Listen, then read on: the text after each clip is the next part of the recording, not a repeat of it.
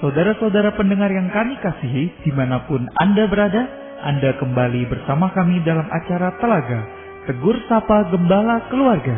Acara ini diselenggarakan oleh Lembaga Bina Keluarga Kristen atau LBKK bekerja sama dengan radio kesayangan Anda ini. Saya Hendra akan berbincang-bincang dengan Bapak Penginjil Sindunata Kurniawan Magister Konseling. Beliau adalah seorang pakar dalam bidang konseling keluarga. Perbincangan kami kali ini tentang topik menunda-nunda bagian ketiga. Kami percaya acara ini pasti bermanfaat bagi kita sekalian, dan dari studio kami mengucapkan selamat mengikuti. Pas itu kita sudah membahas mengenai topik menunda-nunda ini untuk 2 sesi sebelum sesi yang ketiga ini. Nah, hari ini saya ingin bertanya Pak, sesungguhnya orang yang memiliki kebiasaan menunda-nunda ini apakah secara tidak sadar mereka memiliki semacam komitmen-komitmen tertentu Pak? Misalkan dia kan suka menunda-nunda, pasti kan ada keinginan untuk berubah gitu. Apakah ada sesuatu yang secara tidak disadari itu menjadi komitmen dalam diri dia? Iya, jadi memang seorang yang suka menunda-nunda itu memiliki seperti ini ya, sebuah keyakinan tertentu yang sifatnya itu bisa jadi tidak disadari sepenuhnya. Kalau dalam bahasa Inggris itu disingkat dengan kata quote. Jadi quote ini biasanya itu menjadi sebuah ikrar, sumpah. Misalnya sebagai seorang prajurit, tentara untuk setia pada korpsnya, untuk melindungi rahasia negara. Ada quote, ada janji setia, ikrar. Dan itu begitu merasuk dalam jiwanya, mendarah daging. Lah, rupanya seseorang yang suka menunda-nunda itu juga punya quote atau punya komitmen bawah sadar ini. Seperti apa Pak komitmen bawah sadar? Jadi saya bisa paparkan ada beberapa bentuk ya Pak Hendra ya. Jadi misalnya saya harus sempurna. Jadi bahwa dia punya satu ikrar, punya satu komitmen bawah sadar bahwa saya harus sempurna.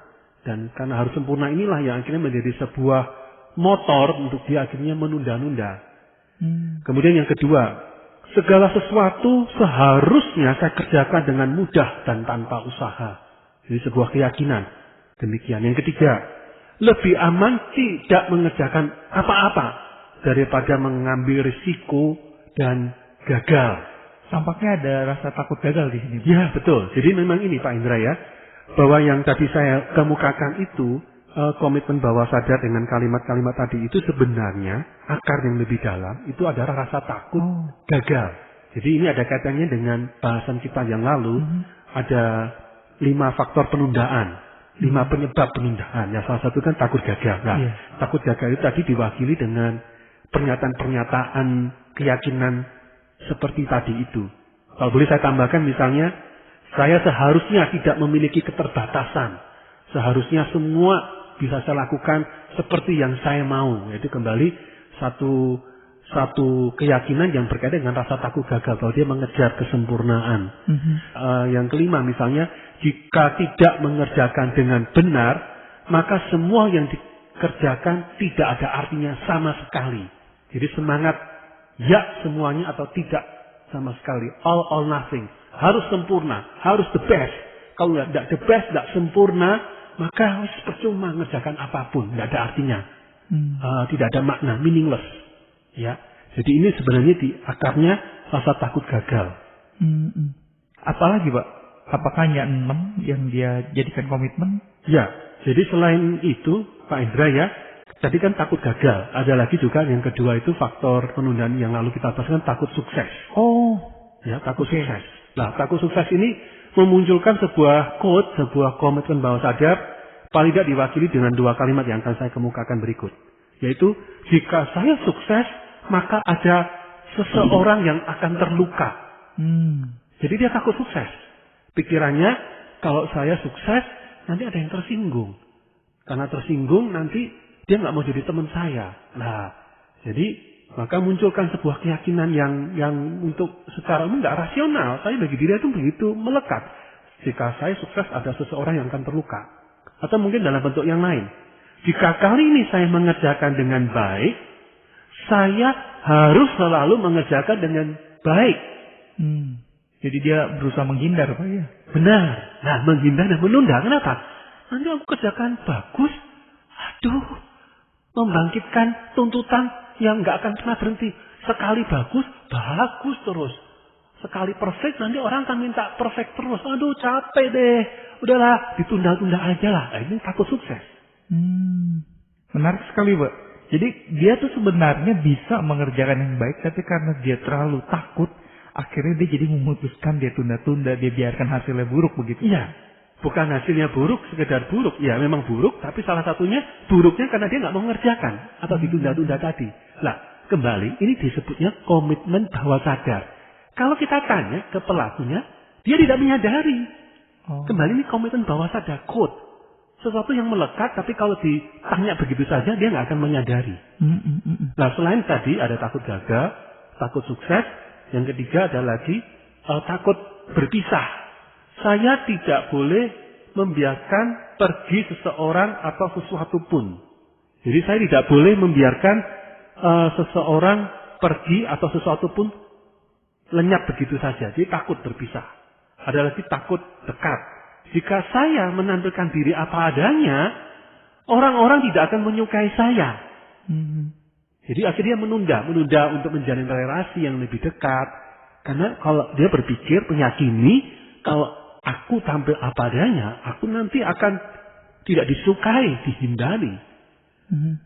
Kalau saya tambahkan dua yang terakhir, Pak Indra, juga dalam bentuk takut yang lain, takut kalah ya, ini takut yang lain. Mengikuti aturan seorang sama saja dengan menyerah dan tidak punya kendali. Ini takut kalah. Jadi melihat penugasan itu sebagai menang atau kalah. Kalau saya mengerjakan yang diinstruksikan atasan saya, itu berarti saya kalah. Maka dia saat itu punya code, punya keyakinan, komitmen bawah sadar, mengikuti aturan seseorang sama saja dengan menyerah atau tidak punya kendali. Jadi dia seolah-olah melawan, tapi melawan dengan pasif begitu, Pak? Betul. Jadi tindakan yang memang agresif, tapi pasif. Terakhir, ini berkaitan dengan yang di atas tadi, takut gagal gitu ya. Muncul komitmen bawah sadar demikian. Ada jawaban yang benar, dan saya akan menunggu sampai mendapatkannya. Nah, ini maksudnya, Bapak. Nah, jadi itu tadi, mengejar kesempurnaan. Jadi memang kaitannya dengan yang poin di awal, takut gagal. Jadi takut gagal itu bisa memunculkan beberapa satu pernyataan keyakinan bawah sadar atau komitmen bawah sadar. Jawaban yang benar di sini maksudnya apa? Jawaban yang benar ini maksudnya jawaban yang sempurna. Jadi ada sesuatu yang sempurna, yang perfect, yang the best, terbaik gitu ya. Dan saya akan menunggu sampai saya mendapatkannya. Dia mengejar kelengkapan. Mengejar itu tadi misalnya, kenapa kok papernya kamu kok sampai belum mulai? Aku nih lagi kumpulkan data-data. Kenapa kamu kok nggak kerjakan proyekmu sih, kan proyekmu begitu bagus? Lah ini aku tuh butuh. Masih ada nih loh, satu hal nih loh. Ada satu poin yang aku belum dapat. Loh, kamu kan sudah bisa kerjakan. Siapa ini penting. Aku tunggu ini dulu supaya lengkap, sempurna. Baru aku mau jalan. Nah ini karena dia memandang itu tadi satu keyakinan. Itu tadi ada yang luar biasa. Dan aku harus tunggu sampai yang luar biasa itu terjadi. Ada di depanku baru aku akan maju. Dan ironinya adalah semua ini tidak disadari ya, Pak? Tidak disadari dan memang satu ironinya salah dan tersesat. Ini yang memenjarakan. Ini yang menggagalkan. Jadi boleh dikatakan bicara penundaan, Pak Indra, itu bukan sekedar bicara aspek perilaku, tingkah laku. Bukan. Tapi pikiran. Jadi memang ada aspek pikiran, kognitif, ada aspek perilaku, ada aspek emosi, afeksi. Sebagaimana yang lalu pernah kita bahas lewat siklus penundaan ya. Jadi memang kompleks bicara tentang penundaan. Jadi bicara tentang penundaan inilah sebenarnya kekalahan itu sudah terjadi mulai dari pola pikirnya. Mulai dari asumsinya, kepercayaannya. Itulah yang sudah lebih dulu mensabotase, menggagalkan diri orang itu sebelum dia bertindak. Dan celakanya ini bukan pemikiran yang dangkal, ini sesungguhnya pemikiran yang sudah bisa dikategorikan sebagai sebuah komitmen bawah sadar. Berarti kan itu kan pemikiran yang sebenarnya cukup kuat, Pak, di dalam dirinya, tapi tidak disadari begitu ya. Bukan hanya tidak sadari juga, Pak Indra, tidak mudah untuk digoyahkan. Jadi katakan komitmen, jadi kan sesuatu yang dipegang erat, sumpah setia, janji setia. Jadi berani mati demi keyakinan ini. Sebagaimana kalau kita lihat ya, para mereka yang terjun di dunia peperangan, di dunia militer, itu kan punya quote. Kalau dalam bahasa yang belakangan sempat muncul, jiwa korsa. Benar salah, ini adalah kesatuan yang harus aku bela. Ini bisa seperti itu semangatnya. Jadi dalam hal ini memang kita harus mengakui bahwa berhadapan dengan kebiasaan menunda itu tidak sekedar bisa, ayolah kau sudah mulai. Ya itu karena kamu nggak punya pergumulan ini, jadi kamu gampang aja ngomong. Tapi orang yang punya pergumulan dengan kebiasaan menunda, itu butuh dicoteknya itu, di operasinya, itu juga di aspek asumsi-asumsi, pikiran-pikiran, keyakinan-keyakinan ini harus dibedah, dan dia sendiri sedia mengakui bahwa itu keliru, baru itu terjadi proses pembaruan, rekonstruksi, didaur ulang. Artinya dibuang yang keliru, menanamkan pola pikir keyakinan yang benar, baru itu akan terjadi. Jadi langkah pertama yang penting adalah membuat dia menyadari, Pak, bahwa dia memiliki komitmen ini, dan dia juga menyadari bahwa dia harus meruntuhkan pilar-pilar komitmen ini. Betul. Dan kembali, komitmen ini bukan sekedar pikiran, keyakinan yang sekedar pikiran sifatnya ya ini benar salah, tetapi ada akar emosional. Kenapa menjadi komitmen tidak mudah untuk dilepaskan, begitu berani mati untuk hal yang seperti ini, satu itu mungkin keliru, karena ada ikatan emosional, pengalaman-pengalaman buruk di masa lalu yang melekatkan pikiran-pikiran yang atau asumsi yang keliru ini. Jadi memang bicara tentang penundaan, itu akhirnya ada aspek yang bersifat pemulihan diri, artinya pembaruan dari aspek mungkin pengalaman-pengalaman buruk di masa lalu yang membangkitkan asumsi yang keliru ini, maka itu perlu dibedah. Trauma-trauma, pengalaman-pengalaman buruk ini yang bersifat emosional perlu dibongkar, dan dia mengakui ada halangan-halangan emosional dia lepaskan, mungkin membutuhkan tindakan untuk pengampunan, sedia untuk berdamai, baru komitmen itu baru bisa lebih luntur. Nah, Pak, menarik sekali kan, berarti ini akar emosionalnya kan sangat kompleks, Pak. Iya. Nah, kalau boleh saya simpulkan, berarti kan sangat berkaitan erat dengan segala ketakutan yang pernah kita bahas dalam sesi sebelumnya. Betul. Nah, itu kan ketakutan yang ada di dalam internal dirinya, Pak. Iya. Nah, kalau saya ingin menanyakan lebih jauh, Pak, kalau misalnya dari faktor eksternal, apakah cukup berpengaruh, Pak, terhadap dia sampai dia memiliki komitmen bawah sadar seperti ini? Iya. Jadi memang faktor eksternal itu ya tentunya ada ya, karena adanya dukungan-dukungan tanpa disadari, dukungan-dukungan sekitar yang membuat itu semakin melekat. Itu bisa terjadi demikian. Bisa, Pak. Contohnya berkenaan dengan batas akhir yang diberikan oleh atasannya atau oleh dosen atau oleh gurunya, itu bisa menjadi sebuah tekanan atau bagaimana? Iya, jadi memang berkaitan dengan batas akhir, Pak Indra. Jadi memang orang yang menunda-nunda ini punya kebutuhan adanya batas akhir. Batas akhir itu yaitu adalah batasan dari luar. Jadi dengan adanya batasan dari luar inilah itu memberikan satu bentuk dorongan atau motivasi untuk dia mengerjakan tugasnya. Tapi kalau tidak ada batas akhir itu, dia lunglai. Jadi dia akan seperti lumpuh, tidak punya motivasi untuk menyelesaikan apa yang menjadi tugasnya. Jadi sebenarnya pergulatan juga orang yang menunda-nunda ini, dia sendiri kurang memiliki motivasi internal, daya dorong dari dalam. Jadi dia melakukan butuh tekanan dari luar, stres dari pihak luar, baru dia bisa bekerja dengan baik. Jadi dia sendiri memunculkan sebuah klaim gitu ya, sebuah keyakinan bahwa dirinya menunjukkan kinerja terbaik hanya kalau bekerja di bawah tekanan. Dan memang dia ngalami gitu. Kalau nggak ada tekanan batas akhir, dia lunglai, dia nggak bisa melakukan yang terbaik. Dan memang sebuah studi, artinya penelitian di lapangan menunjukkan sayangnya bahwa klaim itu atau keyakinan itu tidak benar.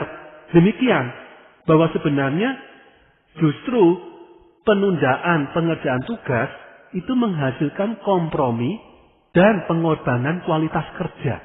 Jadi sebenarnya apa yang dilakukan dengan adanya batas akhir tidak serta-merta dia melakukan yang terbaik sesuai dengan potensinya. Karena terjadi batas akhir, dia pun juga melakukan proses penundaan dan dia kerjakan hanya pada hari-hari terakhir atau menit-menit terakhir. Jadi sebenarnya hasilnya itu memang dikumpulkan, tapi kualitasnya lebih rendah daripada potensi yang sesungguhnya. Jadi sebenarnya bicara penundaan itu merupakan bentuk manajemen waktu yang bersifat merusak sebenarnya. Jadi lagi-lagi ada kontradiksi, Pak ya. Ya, Di betul. dalam diri si penunda itu dia merasa ini adalah motivasi yang baik nih kalau dibawa tekanan, tapi di sisi lain ternyata menunjukkan hal yang sebaliknya, itu justru merusak kualitas dan menurunkan performanya gitu. Betul, betul. Jadi memang beberapa orang yang terbiasa menunda-nunda itu membela diri, berpikir demikian atau mau ngomong demikian. Jika dapat menyelesaikan pekerjaan dalam jumlah yang sama, maka tidak jadi soal mau dikerjakan lebih awal atau terlambat, gitu kan? Beberapa bahkan berpendapat bahwa penundaan itu menciptakan gairah dan tekanan untuk menghasilkan kinerja puncak, menghasilkan performa yang terbaik. Jadi saya bekerja terbaik di bawah tekanan. Itu sebenarnya keliru. Jadi dalam ini memang ini Pak Indra ya, didukung oleh penelitian yang bersifat studi longitudinal. Seperti apa itu, Pak? Jadi studi longitudinal itu artinya penelitian yang dilakukan dalam jangka waktu yang panjang. Jangka panjang mengamati pola beberapa orang. Jadi ditemukan sebenarnya begini, bahwa pada awal semester ini memang kaitannya dengan dunia perkuliahan ya, dunia mahasiswa.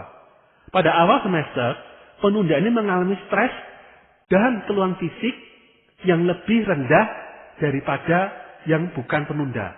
Itu di awal semester. Jadi waktu awal semester, yang orang yang terbiasa menunda-nunda ini, stresnya dan keluhan fisiknya kecil. Ya dia menikmati, masih awal semester, masih 1 minggu, masih 2 minggu, 3 minggu. Nanti Belanda masih jauh. Ya, sementara yang tidak punya kebiasaan menunda, awal semester bisa mulai kerja, mulai stres, mulai tegang, mulai agak pegel-pegel. Jadi memang awal semester yang menunda itu lebih damai sejahtera, bersukacita, minim keluhan fisiknya. Tetapi sebaliknya, pada akhir semester, orang yang terbiasa menunda-nunda mengalami stres dan keluhan fisik yang jauh lebih banyak daripada yang bukan menunda. Dan kalau dijumlahkan stres dan keluhan fisik di awal dan di akhir semester ini, maka akan ditemukan jumlahnya ternyata yang menunda ini jauh lebih banyak secara jumlah. Jadi memang di awalnya kesannya menang si penunda ini. Nggak ada stres ya. Hidupnya merdeka, foya-foya, main-main. Dia melakukan apapun yang dia sukai. Asal pokoknya nggak ngerjakan tugas kuliah, tugas proyek, belajar atau paper atau apapun. Dan stresnya nanti di belakangan. Nggak apa-apa kan. Yang penting kan kita kan sama-sama. Bedanya kamu yang sok rajin, itu stresnya di awal. Kalau aku menikmati stresnya di belakang. Itu belum lengkap loh ya. Kalau dijumlah stresnya awal dan akhir, ternyata yang nggak menunda ini, yang punya pola manajemen gaya hidup yang lebih baik ini, itu jumlah stresnya itu lebih kecil. Nah inilah sesuatu yang kadang atau umumnya mungkin beberapa pelaku penunda ini nggak menyadari. Dan saya percaya ada kerugian tambahan lainnya, yaitu hasil nilainya juga pasti lebih buruk dibandingkan yang bukan penunda ya. Betul, tepat Pak Indra. Gitu sekali ya. Jadi kalau si penunda ngomong tadi itu bahwa performanya, kinerjanya terbaik di bawah tekanan, itu sebenarnya jauh dari realitas. Itu pikiran dia sendiri aja. Pikirannya, asumsi yang keliru itu tadi. Baik, Pak. Jadi memang kalau bicara penundaan itu justru menambah beban stres dan keluhan fisik. Jadi penunda itu menerima nilai yang lebih rendah, selain itu keuntungan jangka pendek, tapi kerugiannya jangka panjang. Dia mengalami keuntungannya ini. Awalnya kan rileks, damai, sukacita. Itu keuntungan jangka pendek, tapi kerugiannya jangka panjang dialami. Pak, saya tertarik sekali waktu Bapak menjabarkan studi-studi seperti ini. Nah, saya ingin bertanya, apakah ada studi yang berkaitan juga dengan beberapa kali Bapak menyinggung-nyinggung ada faktor kesempurnaan. Ada studi-studi yang mengaitkan tentang hal itu, Pak? Ya, jadi tentang kesempurnaan ini ada sebuah studi atau beberapa studi yang menyimpulkan bahwa penundaan yang terus-menerus ini bukanlah pendekatan yang efektif untuk memberi hasil kerja yang sempurna. Jadi justru pelaku penundaan menghabiskan jumlah waktu yang tidak proporsional untuk suatu proyek dibandingkan proyek-proyek lainnya. Bahkan beberapa penundaan tidak pernah berhasil menyelesaikan tugas karena terus-menerus berkonsentrasi pada satu bagian dalam usahanya menghasilkan karya yang sempurna. Jadi sesungguhnya sebuah ironi, kegagalanlah dan bukan kesuksesan yang terjadi sejak suatu bagian dikerjakan suatu secara berlebihan dengan mengorbankan bagian-bagian tugas lainnya. Jadi misalnya kalau mungkin digambarkan lebih konkret kaitannya dengan sebuah proyek. Proyek ini kan ada yang bagian A, B, C, D. Dia begitu ngejar kesempurnaan di bagian A. Terus utek-utek gitu ya. Akhirnya dekatnya hanya tinggal 2 minggu. Harus diselesaikan proyek itu. Bagian B, C, D itu dikerjakan. Aku dikebut. Tapi dikerjakan the last minute. Menit-menit terakhir. A-nya memang luar biasa. Tapi B, C, D, E-nya kedodoran. Jadi sebenarnya jauh dari kesempurnaan yang dia capai. Ini jadi ada sebuah bentuk kembali asumsi yang tidak terjadi, yang keliru. Berpikir harus sempurna. Ada yang terbaik di sana. Iya, itu asumsimu. Tapi realitasmu jauh seperti bumi dari langit. Seperti itu. Lagi-lagi ada kontradiksi Pak ya. Iya. Ini bisa jadi hikmah tersendiri ya mungkin Bapak bisa coba simpulkan Pak dari studi ini. Iya, jadi bahwa justru ketika mengejar kesempurnaan malah benar-benar hasil yang tidak sempurna lah yang didapatkan. Yaitu kegagalan menyelesaikan tugas maupun hasil kerja yang buruk. Karena ketika kita mengejar kesempurnaan, kita menjadi cenderung berfokus pada satu hal dan mengabaikan gambar besarnya. Bahwa masih ada bagian-bagian lain yang perlu dikerjakan. Pak, menarik sekali studi-studi seperti ini kan betul-betul studi ilmiah. Dan kalau dipaparkan itu bisa membuka wawasan terutama bagi para pendengar atau orang-orang yang memiliki kecenderungan suka menunda-nunda. Ya. Jadi mereka bisa melihat bahwa ternyata asumsinya selama ini keliru Pak. Betul. Nah ingin saya tanyakan selain studi mengenai kesempurnaan atau studi yang tadi barusan kita bahas, ada studi apa lagi nggak Pak yang bisa menolong para pendengar kita ini? Ya, yaitu berkenan ini Pak Indra tentang pembentukan keyakinan diri atau kepercayaan diri. Jadi yaitu bahwa ditemukan dalam penelitian lapangan seorang yang sangat terbiasa menunda-nunda tumbuh keyakinan bahwa kinerja atau hasil kerjanya lebih banyak dipengaruhi oleh faktor keberuntungan atau faktor yang bersifat situasional, eksternal. Jadi saya berhasil, ya kebetulan memang ada keberhasilan karena dia kan kurang persiapan, kurang mengerjakannya dengan tuntas. Misalnya kalau mahasiswa, dia belajarnya dadaan, sistem kebut semalam, nilainya bagus. Enggak. Ternyata ya nilainya bagus. Tapi bagusnya dia merasa, aku bukan karena hasil kerja kerasku. Kebetulan soal yang keluar, itu sesuai kebetulan yang bab-bab yang aku pelajari. Kebetulan gurunya sakit, atau dosennya sakit sehingga ditunda. Dan akhirnya aku masih bisa belajar lagi. Dan ternyata akhirnya hasilnya bagus. Jadi ada faktor-faktor dari luar, eksternal, faktor keberuntungan. Dan sementara mereka yang nggak menunda, memiliki kebiasaan belajar, mengerjakan tugas dari awal secara baik, dia meyakini akhirnya tumbuh keyakinan dari dalam dirinya, kepercayaan diri, bahwa aku mendapatkan hasil bagus karena aku belajar, karena aku setia, karena aku tekun, karena aku bekerja keras sejak dari awal dan konsisten sampai akhir. Jadi dia membentuk keyakinan, aku memang berhasil karena aku bisa. Sementara yang menunda, aku berhasil karena kebetulan, keberuntungan belaka. Dan belakangnya selalu menantikan keuntungan itu ya, keberuntungan itu Pak. Iya, iya. Akhirnya begitu. Dan akhirnya menghasilkan dua pribadi yang berbeda.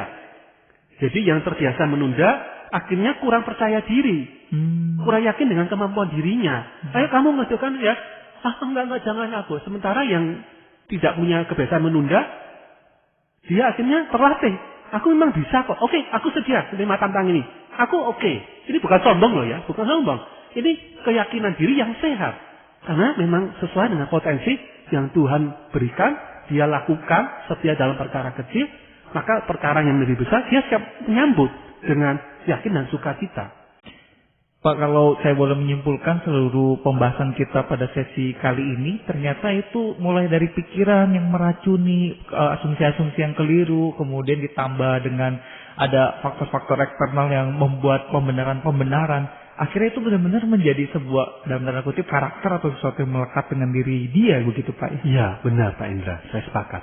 Baik Pak, di akhir sesi ini ada pesan firman Tuhan yang ingin Bapak sampaikan? Saya bacakan Pak Indra, dari Efesus pasal yang kelima ayat 15. Karena itu perhatikanlah dengan seksama bagaimana kamu hidup. Janganlah seperti orang bebal, tetapi seperti orang arif. Jadi kita perlu memperhatikan apa yang kita lakukan dalam hidup ini. Kita perlu mengenali dan mengkritisi kebiasaan-kebiasaan kita. Karena apa yang kita lakukan, tindakan kita, kebiasaan kita itu ternyata sebagaimana yang Pak Hendra simpulkan tadi, itu tidak sesederhana yang kita cari membentuk pola pikir kita, sistem nilai kita, keyakinan kita tentang siapa kita, tentang kemampuan kita. Jadi jangan pandang remeh dalam hal ini tindakan menunda, kebiasaan menunda-nunda ini. Ini menghancurkan hidup kita.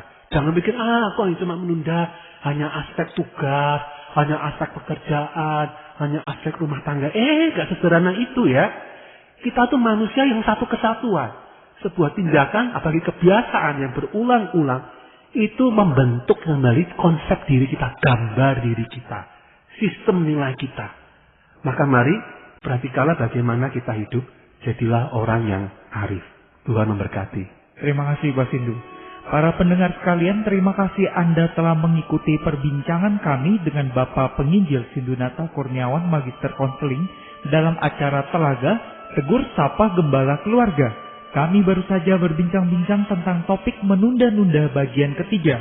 Bagi Anda yang berminat untuk mengetahui lebih lanjut mengenai acara ini, silakan menghubungi kami melalui surat yang dapat dialamatkan ke Lembaga Bina Keluarga Kristen atau LBKK Jalan Cimanuk 56 Malang. Kami juga mengundang Anda mengunjungi situs kami di www.telaga.org.